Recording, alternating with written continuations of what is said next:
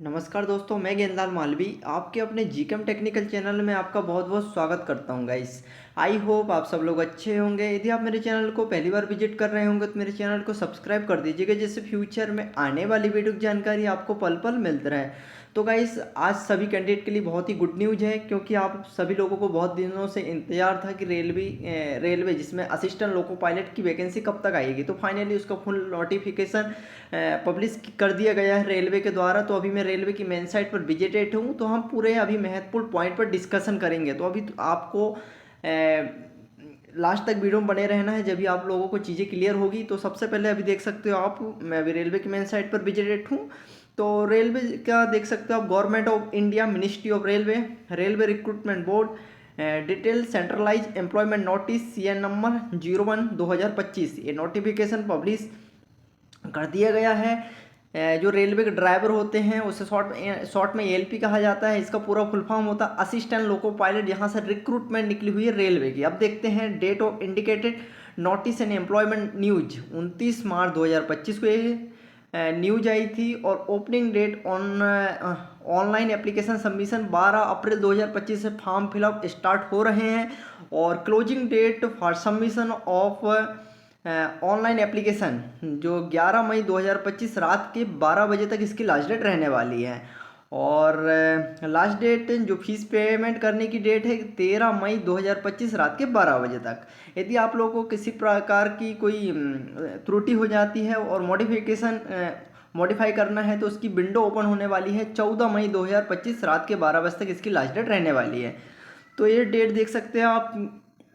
और 12 अप्रैल 2025 से फॉर्म फिलअप स्टार्ट हो जाएंगे। अब देखते हैं असिस्टेंट लोको पायलट, जिसे शॉर्ट में ALP कहा जाता है। इसमें पे लेवल रहते हैं 7 CPC लेवल 2, और इनिशियल पे रहता 19,900 रुपये। और इसमें जो सेंट्रल गवर्नमेंट के अलाउंसेस रहते हैं वो सब ऐड रहते हैं।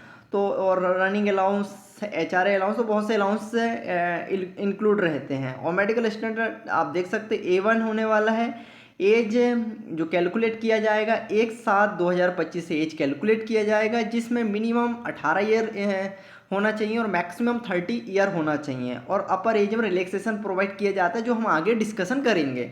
टोटल वैकेंसी यहाँ निकली हुई है, सभी जोन को मिलाकर देखा जाए तो 9,970 पोस्टें निकली हुई है टोटल ऑल जोन से देखा जाए तो। अब देखते हैं, ये पूरा नोटिफिकेशन जो है मैं अपना टेलीग्राम चैनल पर प्रोवाइड कर दूंगा, तो मेरे टेलीग्राम चैनल को भी ज्वाइन कर लीजिएगा। अब देखते हैं, हाँ, मेडिकल स्टैंडर्ड A1 होने वाला है। General fitness, physical fitness in all respective. Distance vision 6/6 का मांगता है, और विदाउट ग्लास। और नियर विजन 0.6 से 0.6 विदाउट ग्लास होना चाहिए। और मस्ट पास टेस्ट होना चाहिए। Colour vision, binocular vision, field of vision, night vision, mesopic vision, ETC, ये सब विजन रहना चाहिए। और 6/6 का आई विजन मैंडेटरी है। नेशनलिटी होना चाहिए भारत का नागरिक, सिटीजन ऑफ नेपाल, भूटान, यहाँ क्राइटेरिया दिया हुआ है। एज कैलकुलेट किया जाएगा 1/7/2025 से एज कैलकुलेट किया जाएगा, जिसमें मिनिमम एज होना चाहिए 18 ईयर और मैक्सिमम 30 ईयर होना चाहिए। जिसमें SC और ST कैंडिडेट को 5 ईयर का रिलैक्सेशन प्रोवाइड किया जाता है अपर एज में। क्लियरली देख लीजिएगा आप लोग। OBC जो NC नॉन क्रिमिलियर कैंडिडेट हैं उनको 3 ईयर का रिलैक्सेशन प्रोवाइड किया जाता है। यदि कोई candidate ex serviceman candidate who have put in more than 6 month service after attestation देता है, तो उसमें UR और EWS कैंडिडेट को 3 ईयर का रिलैक्सेशन प्रोवाइड किया जाता है। और एक्स सर्विसमैन में OBC एनसीएल कैंडिडेट को 6 ईयर का deduction of length of service from age. Ex serviceman ST को 8 ईयर का। और यदि कोई कैंडिडेट रेलवे स्टाफ है या फिर ग्रुप C का है, तो उनको UR और EWS को 14 ईयर का एज तक छूट मिलती है। OBC NCL कैंडिडेट को 43 ईयर ऑफ एज की छूट मिलती है। SC ST को 45 तक। इसके बाद आप देख सकते हैं, canteen, cooperative society and institute में काम कर रहा है, तो वहाँ पे 5 ईयर का रिलैक्सेशन प्रोवाइड किया जाता है अलग से। यदि कोई डिवोर्स कैंडिडेट है या फिर जुडिशली है, सेपरेटेड है फीमेल में, तो यहाँ पे UR EWS को 35 ईयर और OBC NCL को 38 ईयर तक। और SC और ST को 40 ईयर का है। और यहाँ पर दिया हुआ है, यदि आप लोगों ने अप्रेंटिस किए हैं जिसमें से यूआर और ईडब्ल्यूएस कैंडिडेट को 35 year of age, OBC NCL 38 year of age, SC और एसटी को 40 ईयर ऑफ एज। आप देख सकते हैं, क्लियरली देख लीजिएगा। अगला आप देखते हैं एसेंशियल क्वालिफिकेशन। तो एसेंशियल क्वालिफिकेशन में यहाँ दिया हुआ है the list of essential qualification given annexure A. इसमें दिया हुआ है, हम अभी क्वालिफिकेशन के बारे में डिस्कशन करेंगे। और यहाँ पर फीस रहने वाली है सभी कैंडिडेट के लिए, यहाँ पर 500 रुपये रहेगा। और जब आप फर्स्ट स्टेज का सीबीटी पेपर दोगे तो उसके बाद आप लोगों का 400 रुपये रिफंड कर दिया जाएगा, जिसमें SC ST ex serviceman, female, transgender, EBC या फिर ओबीसी या फिर ईडब्ल्यूएस कैंडिडेट को 250 रुपये पे करना पड़ेगा जब आप लोग फॉर्म फिलअप करोगे। उसके बाद जब आप लोग अपियरिंग रहोगे फर्स्ट स्टेज का पेपर में तो आप लोगों को पैसा वापस कर दिया जाएगा 250 रुपये। यहाँ देख सकते हैं, लेकिन सीबीटी 1 में पेपर बैठने के बाद।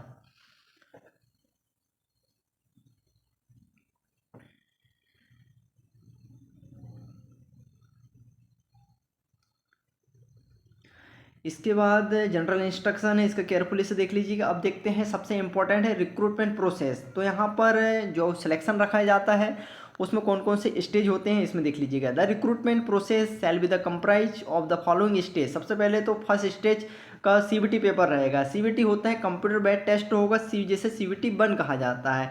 इसके बाद आप लोग जब सीबीटी 1 क्वालिफाइड करते हैं तो इसके बाद आप लोगों का रहेगा सेकंड स्टेज, जिसे सीबीटी 2 कहा जाता है, कंप्यूटर बेस्ड टेस्ट 2 रहेगा।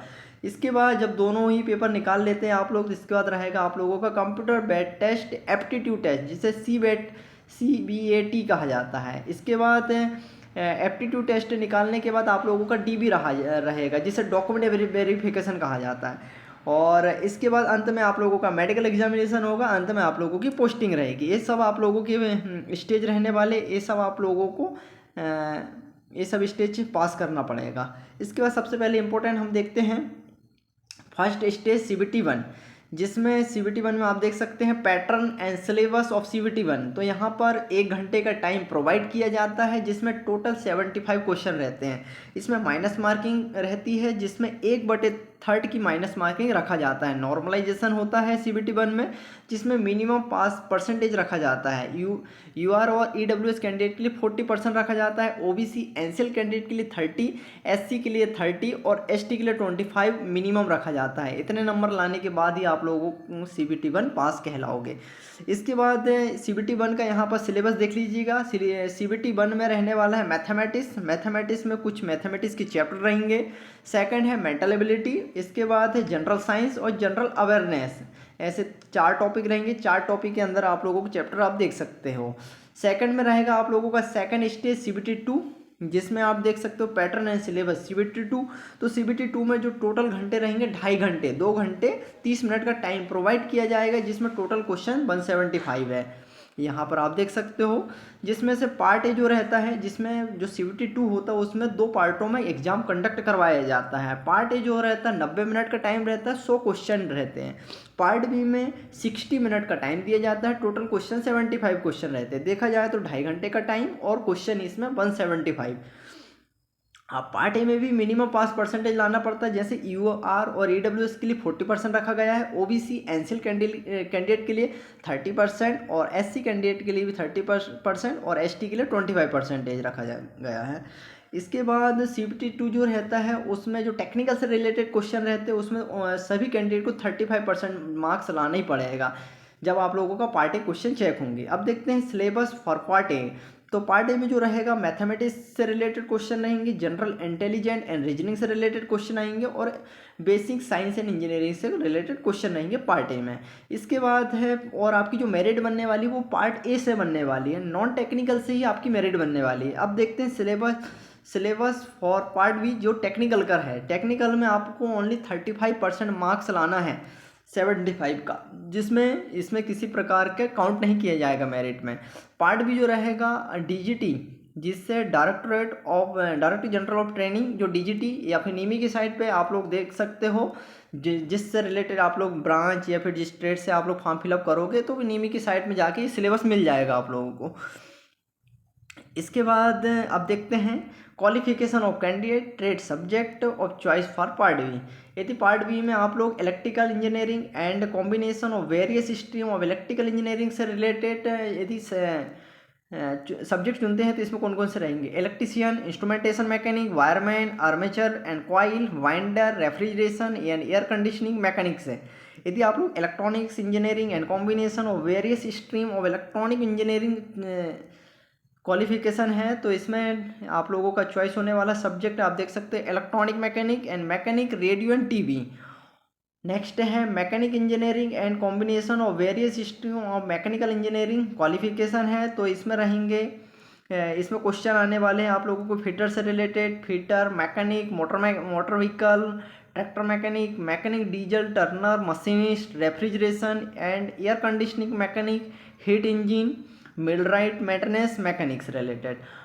और नेक्स्ट है automobile engineering and combination of various stream automobile engineering से यदि आप लोग आपकी क्वालिफिकेशन है तो इसमें ट्रेड सब्जेक्ट होने वाला आपका mechanic, motor vehicle, tractor mechanic, mechanic diesel, heat engine, refrigeration and air conditioning mechanics है।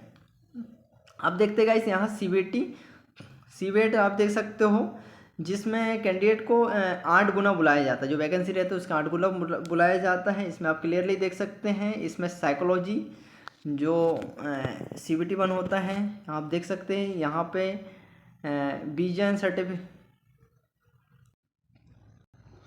इसके बाद आप देख सकते हो इसके बाद CVT 2 निकालने के बाद आप लोगों का पेपर होगा कंप्यूटर बेस्ड एप्टीट्यूड टेस्ट होगा।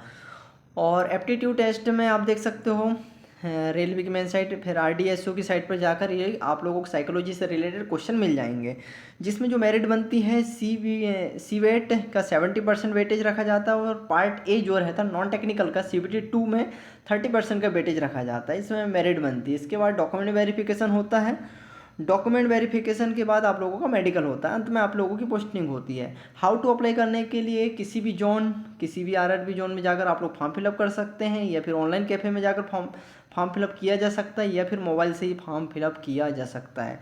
अब देखते हैं website of RRB participated in CN 01/2025। तो यहाँ पर कौन कौन से RRB जोन है तो अहमदाबाद की साइट से भी फॉर्म फिलअप किया जा सकता है। यहाँ पर टोटल 20 RRB जोन है, अहमदाबाद, बिलासपुर, गुवाहाटी, मुंबई, रांची, अजमेर, चंडीगढ़, जम्मू, श्रीनगर, मुजफ्फरपुर, सिकंदराबाद, भोपाल, चेन्नई, कोलकाता, पटना, सिलीगुड़ी, भुवनेश्वर, गोरखपुर, मालदा, प्रयागराज और तिरुवनंतपुरम ये सब दिया हुआ है। तो आप किसी भी RRB जोन से फॉर्म फिलअप कर सकते हैं। कुछ जनरल इंस्ट्रक्शन है आप केयरफुली से रीड कर लीजिएगा जिससे बाद में आप लोगों को प्रॉब्लम क्रिएट ना हो। अब देखते हैं यहाँ पर क्वालिफिकेशन। तो असिस्टेंट लोको पायलट जिसे शॉर्ट में ALP कहा जाता है, इसमें जो सैलरी रहती है लेवल 2 के लेवल इन 7th से CPC के तहत लेवल 2 रहता है और बेसिक पे जो रहता है 19,900 रुपये रहता है और इसमें अन्य अलाउंस ऐड होते हैं। और मेडिकल स्टैंडर्ड होने वाला A1 और यहाँ पर देख लीजिएगा मैट्रिकुलेशन SLC प्लस IT होना चाहिए। रिकॉग्नाइज इंस्टीट्यूट NCVT से है भी फॉर्म फिलअप किया जा सकता है, SCVT है, दोनों ट्रेड यहाँ पर एलिजिबल है। इसके बाद कौन कौन सी ट्रेड को मौका मिला हुआ है आप देख सकते हो, fitter, electrician, instrument mechanic, millwright, maintenance mechanic, radio TV, electronic mechanic, mechanic motor vehicle, wireman, tractor mechanic, armature coil, winder mechanic, diesel, heat engine, Turner, machinist, refrigeration air conditioning mechanic. या फिर मेट्रिकुलेशन होना चाहिए, course complete होना चाहिए, act apprenticeship in trade mention होना चाहिए तो आप लोग फॉर्म फिलअप कर सकते हैं। या फिर मेट्रिकुलेशन है और 3 ईयर का डिप्लोमा है mechanical, electrical, electronic, automobile engineering से फॉर्म फिलअप किया जा सकता है। या फिर कॉम्बिनेशन है वेरियस स्ट्रीम से दिस इंजीनियरिंग डिसिप्लिन या फिर डिग्री है तो आप लोग फॉर्म फिलअप कर सकते हैं, लेकिन रेलेवेंट ट्रेड से होना चाहिए तो फॉर्म फिलअप किया जा सकता है। अब देखते हैं टोटल अहमदाबाद से देखा जाए तो टोटल 497 पोस्टें निकली हुई है, एक्स सर्विसमैन के लिए 50 निकले हैं और WR से UR के लिए 223 है, SC की 74 है, ST की 37 है, OBC के 130 है और EWS की 33 है, टोटल 497 है। अजमेर से आप देख सकते हो, अभी मैं टोटल बता देता हूँ गाइस, आप देख लीजिएगा कैटेगरी के अकॉर्डिंग। अजमेर NWR और WCR से 679 निकली हुई है, 679 NWR से, और WCR से 141 पोस्टें निकली हुई है। और अजमेर WCR जो एक्स सर्विसमैन के लिए 14 निकाला गया है, और अजमेर NWR से एक्स सर्विसमैन के लिए 69 पोस्टें निकाला गया है। अब इलाहाबाद से देख सकते हो आप लोग, NR से 80 है, NCR से 508 निकाला गया है। इसके बाद भोपाल WR से यहाँ पर 46 है, और WCR से 618 पोस्टें निकाला गया है, 5 और 62 एक्स सर्विसमैन के लिए। भुवनेश्वर ECR से निकाला गया है 928, बिलासपुर SECR से 568 पोस्टें निकाला गया है, चंडीगढ़ NR से 433 पोस्टें हैं, चेन्नई SR से 362 पोस्टें हैं, गोरखपुर NER से निकाला गया 100 पोस्टें हैं, गुवाहाटी NWR से NFR से 30 है, जम्मू श्रीनगर NR से निकाला गया 8 पोस्ट है, कोलकाता SER से 262 पोस्टें हैं, ER से 458 पोस्टें हैं, मालदा से देखा जाए तो ER से निकाला गया है 410 टोटल पोस्ट है, SER से निकाला गया है 24, मुंबई SCR से निकाला गया है 22, और CR सेंट्रल रेलवे से निकाला गया है 376, WR से 342 पोस्टें निकाला गया है। मुजफ्फर से देख सकते हो, मुजफ्फर से ECR से 89 है, पटना ECR से 33 है, और रांची ECR से 578 है, और SER से निकाला गया 635 पोस्ट है। सिकंदराबाद से SCR से देख सकते हो 967 है, और कोर से निकाला गया 533, सिलीगुड़ी से FR से यहाँ पर 95 है, और तिरुवनंतपुरम से SR से निकाला गया 148। टोटल देखा जाए यहाँ पर यूआर कैंडिडेट के लिए, तो आप यहाँ देख सकते हो 4116 पोस्टें हैं। इसके बाद SC कैंडिडेट के लिए 1716 है, और ST के लिए 858 है, OBC कैंडिडेट के लिए आप देख सकते हो यहाँ पर 2289 है, 981 पोस्टें निकाला गया EWS के लिए, और टोटल देखा जाए तो 9970, और एक्स सर्विसमैन के लिए 1004 पोस्टें निकाला गया है। तो काफ़ी शानदार पोस्टें हैं, टोटल 9970 पोस्टें निकाला गया है, और 12 अप्रैल से फॉर्म फिलअप स्टार्ट हो रहे हैं। यदि आप लोग क्राइटेरिया फुलफिल कर रहे हैं और आप लोग फॉर्म फिलअप कर लीजिएगा, और बड़ी फॉर्म फिलअप करने से पूरा अच्छे से नोटिफिकेशन देख लीजिएगा, नहीं तो बाद में आप लोगों को प्रॉब्लम क्रिएट हो सकती है। आई होप आप लोगों को वीडियो पसंद आया होगा। ज़्यादा से ज़्यादा ये वीडियो शेयर करिए, लाइक करें और शेयर करें। Thank you for watching.